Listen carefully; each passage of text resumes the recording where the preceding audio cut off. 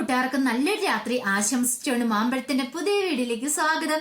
നമുക്ക് നേരെ കിരണിന്റെയും കല്യാണിന്റെയും നാളത്തെ നല്ലൊരു പ്രൊമോ വിശേഷം കണ്ടാലോ. അങ്ങനെ ഇന്നത്തെ വിശേഷത്തെ നമ്മൾ കണ്ടു. കാർത്തിയുടെ മുന്നിലിരുന്ന കല്യാണിയും കിരണും ഒരു നിമിഷം ഞെട്ടിത്തെരിച്ച് പോവാണ് കാർത്തിയുടെ വാക്കുകൾ കേട്ടിട്ട്. കാർത്തിക പറഞ്ഞു, നിങ്ങൾക്ക് ഈ കൺസ്ട്രക്ഷൻ വർക്കുമായിട്ട് മുന്നോട്ട് പോകാൻ പറ്റില്ലെങ്കിൽ നിങ്ങൾ ഇവിടെ കൂടെ സ്റ്റോപ്പ് ചെയ്തേ. പക്ഷേങ്കിൽ ഞാൻ പ്രകാശൻ എന്ന് പറയുന്ന കല്യാണിന്റെ അച്ഛനെ സ്വന്തം അച്ഛനായിട്ടാണ് കരുതുന്നത്. അതുകൊണ്ട് അദ്ദേഹത്തെ ഒരിക്കലും ഞാൻ പിരിച്ചുവിടാനായിട്ട് പോകുന്നില്ല. അദ്ദേഹം സൂപ്പർവൈസറായിട്ട് എപ്പോഴും എന്റെ കമ്പനിയിൽ ഉണ്ടായിരിക്കും എന്ന് പറയാം. ഇത് കേട്ടപ്പോ കിരൺ പറഞ്ഞു, അല്ല കാർത്തി എന്തറിഞ്ഞിട്ട് ഇങ്ങനെയൊക്കെ സംസാരിക്കുന്നത്? എല്ലാം അറിഞ്ഞിട്ട് ഞാൻ പറയണേ, ഞാൻ പറഞ്ഞല്ലോ എന്ന് പറയാം. കല്യാണി പറഞ്ഞു, വേണ്ട കിരണേട്ടാ, നമുക്ക് പോയേക്കാന്ന് പറയണേ. ഈ സമയം കിരൺ പറഞ്ഞു, ഞങ്ങളൊരു വർക്ക് ഏറ്റെടുത്ത് കഴിഞ്ഞു. അത് പക്ഷെ അത് ഏറ്റവും നല്ല ഭംഗിയായിട്ട് തന്നെ കാർത്തിക്ക് ചെയ്തു തരും. അതുകൊണ്ട് ഇനി ആ കാര്യത്തിൽ പേടി വേണ്ട. ഞങ്ങൾ ഇനി ഒരു കാര്യം പറഞ്ഞിട്ട് വരുന്നില്ല. അങ്ങനെ പ്രകാശൻ എന്ന് പറയുന്ന ഇവളുടെ അച്ഛൻ അവിടെ ഒന്ന് വെല്ലുവിളികൾ നടത്തിയപ്പം ഒരു പരാതി പറയാൻ വേണ്ടി ഞങ്ങൾ വന്നത്. പക്ഷെ ഇങ്ങനെ ഒരു കാര്യം ഞാൻ ഒരിക്കലും അറിയില്ലായിരുന്നു. ഒരു പക്ഷെ എന്നെങ്കിലും ഒരു ദിവസം അയാളുടെ ചതിയെക്കുറിച്ചൊക്കെ കാർത്തിക് തിരിച്ചറിയുന്നു. അന്ന് ഞങ്ങളെ മനസ്സിലാക്കാൻ പറ്റുമെന്ന് പറയണം. പിന്നീട് കല്യാണിയും കൂട്ടി പുറത്തേക്ക് ഇറങ്ങി പോവാ. ഈ സമയം കാർത്തികയുടെ ഉള്ളൊന്ന് പടഞ്ഞു. തന്റെ അനിയത്തിയാ പോണേ. പക്ഷെ എങ്കിൽ എന്ത് ചെയ്യാൻ പറ്റും? ഒരു പക്ഷെ ഇപ്പോഴ് അവരെ സത്യങ്ങളൊക്കെ അറിഞ്ഞിട്ടുണ്ടെങ്കിൽ, താൻ ചേച്ചിയാന്ന് സത്യങ്ങൾ അറിഞ്ഞിട്ടുണ്ടെങ്കിൽ അത് ശരിയാവത്തില്ല. അതിനുള്ള സമയമായിട്ടില്ല. സമയമാകും മാത്രം അറിഞ്ഞാൽ മതി. ഇപ്പം താൻ ഇവരുമായിട്ട് കമ്പനിയാന്ന് അറിഞ്ഞിട്ടുണ്ടെങ്കിൽ ആ പ്രകാശൻ എന്ന് പറയാൻ തന്റെ ദുഷ്ടനായ അച്ഛൻ, അയാൾ മിക്കവാറും എന്തിനും ചെയ്യാൻ മടിക്കാത്തവനാ. അയാൾ എന്ത് ചെയ്യും? അതൊരു കാരണവശാലും പാടില്ല. അയാൾ കുറച്ചുകൂടി അങ്ങോട്ട് പോട്ടെ, കുറച്ചുകൂടി അങ്ങോട്ട് സന്തോഷിക്കട്ടെ.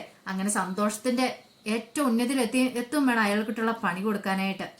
ഈ സമയം പുറത്തേക്ക് ഇറങ്ങിയ കിരൺ പറഞ്ഞു, ഞാൻ അന്നേ പറഞ്ഞില്ലേ നിന്റെ അച്ഛനെ സഹായിക്കാനായിട്ട് ആരോ ഉണ്ടെന്ന്. അത് കാർത്തികയാന്ന് ഞാൻ ഒരിക്കലും പ്രതീക്ഷിച്ചില്ലെന്ന് പറയാം. കല്യാണി പറഞ്ഞു, ശരിയാ കിരണേട്ടാ, ഞാനും അതിനെക്കുറിച്ച് ചിന്തിച്ചിട്ട് പോലുമില്ല. കാർത്തികനെ ആദ്യം കണ്ടപ്പോൾ മുതൽ എനിക്കൊരു അടുപ്പം തോന്നിയിട്ടുണ്ടായിരുന്നു. അതുകൊണ്ടാണ് നമ്മൾ ഇത്ര സോഷ്യലായിട്ട് ഇടപെട്ടത്. അതൊന്നും കുഴപ്പമില്ല. ഒരു പക്ഷെ ഓരോ മനുഷ്യന്മാരും ഓരോ രീതിയിലല്ലേ. നിന്റെ അച്ഛൻ എന്തൊക്കെയോ കള്ളത്തരങ്ങൾ പറഞ്ഞ് കാർത്തികനെ വിശ്വസിപ്പിച്ചു വെച്ചേക്കുക. അതുകൊണ്ടാ ഇങ്ങനെയൊക്കെ. അതോർത്ത് ഇനി ഇപ്പൊ നീ ടെൻഷൻ അടിക്കണമെന്ന് പറയാം. എനിക്ക് എന്ത് ടെൻഷൻ? എനിക്ക് സങ്കടമൊന്നും ഇല്ലാന്ന് പറയണം. നമ്മളൊരു ജോലി ഏറ്റെടുത്തു, അത് നല്ല ഭംഗിയായിട്ട് ചെയ്തു കൊടുക്കുക. നമ്മൾ ഇതിനു മുമ്പ് അങ്ങനെ തന്നെയല്ലേ ചെയ്തിരിക്കുന്നത്. അത്ര മാത്രമേ ഉള്ളൂ. നമുക്ക് ആരോടും ഒരു കമ്മിറ്റ്മെന്റിന്റെ ആവശ്യമില്ലാന്ന് പറയണം.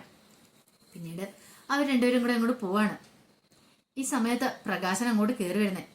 പ്രകാശം വന്നിട്ട് ചോദിച്ചു, അവർ രണ്ടുപേരും കൂടെ ഇവിടെ വന്നായിരുന്നോ എന്ന് ചോദിക്കുകയാണ്. ആ കല്യാണിയും കിരണും കൂടെ സൈറ്റ് വെച്ച് ഞാൻ കണ്ടിട്ടുണ്ടായിരുന്നു. ഞാൻ മോളോട് കാര്യങ്ങളൊക്കെ വിളിച്ചു പറഞ്ഞിട്ടുണ്ടായിരുന്നല്ലോ.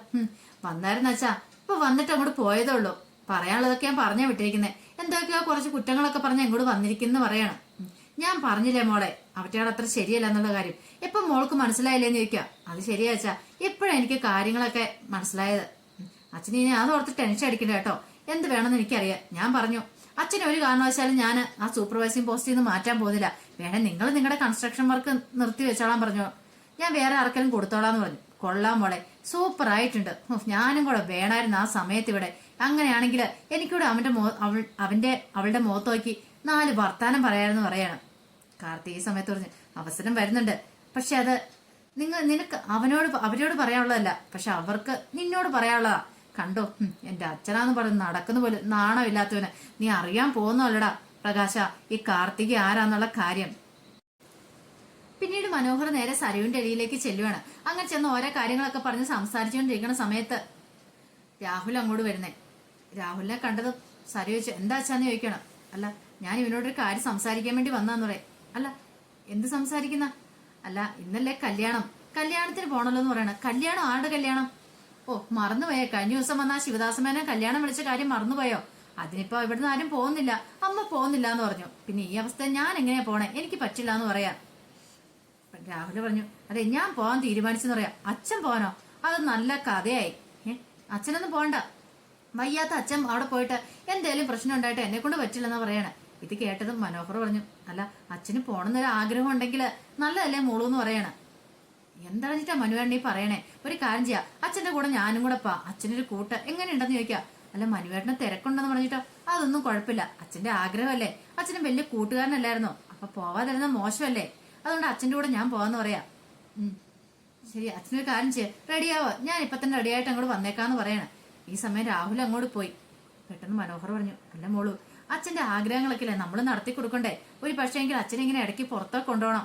അച്ഛന്റെ മനസ്സൊക്കെ ഒന്ന് ഫ്രീ ആയി കഴിഞ്ഞാലോ അച്ഛന്റെ അസുഖങ്ങളൊക്കെ പെട്ടെന്ന് മാറുള്ളൂ. എപ്പോഴും നമ്മളിങ്ങനെ വീട്ടിൽ തന്നെ ഇങ്ങനെ വെച്ചോണ്ടിരുന്നിട്ടുണ്ടെങ്കിലേ അസുഖങ്ങളൊന്നും പെട്ടെന്ന് ഭേദമാവില്ലെന്ന് പറയാം. അതൊക്കെ ശരിയാ മനുവേട്ട, എന്നാലും ഒരെന്നാലും ഇല്ല, മോള് ധൈര്യമായിട്ടിരിക്കും, ഞാനല്ലേ കൂടെ പോണെന്ന് ചോദിക്കുകയാണ്. ഈ സമയത്താണ് ശാരി അങ്ങോട്ട് വരുന്നത്. ശാരി അറിഞ്ഞ് ഈ കാര്യങ്ങളൊക്കെ എല്ലാം കേട്ട് കഴിഞ്ഞപ്പോ ശാരി പറഞ്ഞു, അത് വേണോ അമ്മ ധൈര്യമായിട്ടിരിക്കുക, ഞാൻ കൂടെ ഉള്ളപ്പോ അമ്മ എന്തിനാ പേടിക്കണമെന്ന് ചോദിക്കും.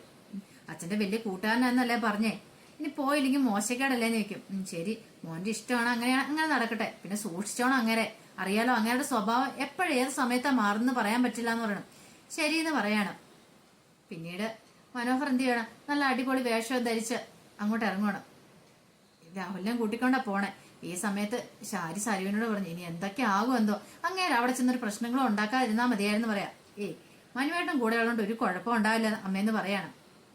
അങ്ങനെ നിഷയുടെ വീട്ടിലാണെങ്കിൽ കല്യാണത്തിനുള്ള ഒരുക്കങ്ങളൊക്കെ നടന്നു. ഈ സമയത്ത് നിഷയുടെ അമ്മയ്ക്ക് വല്ലാത്തൊരു വെപ്രാളമുണ്ട്. ഇനി അവളെങ്ങാനും ഇങ്ങോട്ട് വരുമോ ആ മേഘന, അവളെങ്ങാനും വന്നിട്ട് ആകെപ്പാണം നാണം കിടും എല്ലാവരുടെ മുന്നില്. ഈ സമയം നിഷയുടെ അച്ഛൻ പറഞ്ഞു, നീ എന്താടി ആലോചിച്ചോണ്ടിരിക്കണേ? അല്ല, നിങ്ങളുടെ മോളെ കുറിച്ച് ചിന്തിച്ചോണ്ടിരിക്കുക, ഒളിച്ചോടി പോയവളല്ലേ, അവളെങ്ങാനും വന്നിട്ടുണ്ടെങ്കിലോ എന്നോർത്ത്. അവള് വരത്തില്ലായിരിക്കും, വരുവാണ് വരട്ടെ ഇങ്ങോട്ട്, ഞാൻ അവൾക്കിട്ട് ഞാൻ വെച്ചിട്ടുണ്ട്. നാണം കെടുത്താനോ അല്ലെങ്കിൽ ഈ കല്യാണം മുടക്കാനെങ്ങാനും അവളിങ്ങോട്ട് കയറി വന്നിട്ടുണ്ടെങ്കിൽ അതോടുകൂടി ഞാൻ രണ്ടിലൊന്ന് ഞാൻ തീരുമാനിക്കും. ഞാൻ പറഞ്ഞേക്കാം, ഇങ്ങോട്ടെങ്ങാനും വന്നിട്ടുണ്ടെങ്കിൽ വിളിച്ച് പറഞ്ഞേക്കണം, വന്നേക്കരുതെന്ന്. അറിയാലോ ഞാൻ എന്തൊക്കെ ചെയ്തു കൂട്ടുന്നു, പിന്നെ എനിക്ക് പോലും അറിയില്ല എന്ന് പറയണം എന്നും പറഞ്ഞിട്ട് നിഷയുടെ അമ്മ അങ്ങോട്ട് പോവാ. ഈ സമയത്ത് ശിവദാസമേന് സങ്കടം വന്നു. കാരണം തന്റെ മോളാണ്, അവൾക്കും ആഗ്രഹം കാണി കല്യാണത്തിൽ പങ്കെടുക്കാനായിട്ട്. പക്ഷെ വന്നു കഴിഞ്ഞിട്ടുണ്ടെങ്കിൽ എല്ലാവരുടെ മുന്നില് എന്ത് പറയും, അതൊക്കെ ഓർത്തിട്ട് അയാൾക്ക് ഒരു സങ്കടമൊക്കെ വരുന്നുണ്ട്. പിന്നീട് കാണിക്കുന്ന മുഹൂർത്തമൊക്കെ 6 മനോഹർ അങ്ങോട്ട് വരുവാണ്. മനോഹറിന്റെ കൂടെ രാഹുലും കൂടെ ഉണ്ട്. രണ്ടുപേരും കൂടെ വന്നങ്ങോട്ട് കാറയിൽ അങ്ങോട്ട് ഇറങ്ങുവാണ്. അവരെ കണ്ടത് ശിവദാസമേനോൻ അങ്ങോട്ട് ഓടി വരുവാണ്, അവരെ ആനയിച്ചുകൊണ്ട് അകത്തേക്ക് പോകാനായിട്ട്. അപ്പൊ അതിന്റെ വിശേഷങ്ങളൊക്കെ നാളെ നമ്മൾ കാണാൻ പോകുന്നത്. ഇനിയിപ്പൊ നാളെ നാളത്തഞ്ഞൊക്കെ ആയിട്ട് മനോഹറിന്റെ കല്യാണം മുടങ്ങുന്ന കുറച്ച് വിശേഷങ്ങളൊക്കെ ആയിരിക്കും കേട്ടോ. ആ വിശേഷങ്ങൾക്കായി നമുക്ക് എല്ലാവർക്കും കാത്തിരിക്കാം കേട്ടോ. അപ്പൊ ആദ്യമായി കാണുന്നവരാണെങ്കിൽ ചാനൽ ഇഷ്ടപ്പെട്ട ഒന്ന് സബ്സ്ക്രൈബ് ചെയ്യാൻ മറക്കരുതേ. അതോടൊപ്പം തന്നെ കണ്ടുകൊണ്ടിരിക്കുന്ന എല്ലാവരുടെ സപ്പോർട്ടിലേക്കും തുടർന്നും പ്രതീക്ഷിച്ചുകൊണ്ട് എല്ലാവർക്കും ഒരിക്കൽ കൂടി നല്ലൊരു രാത്രി ആശംസിച്ചുകൊണ്ട് നിർത്തുന്നു. നന്ദി.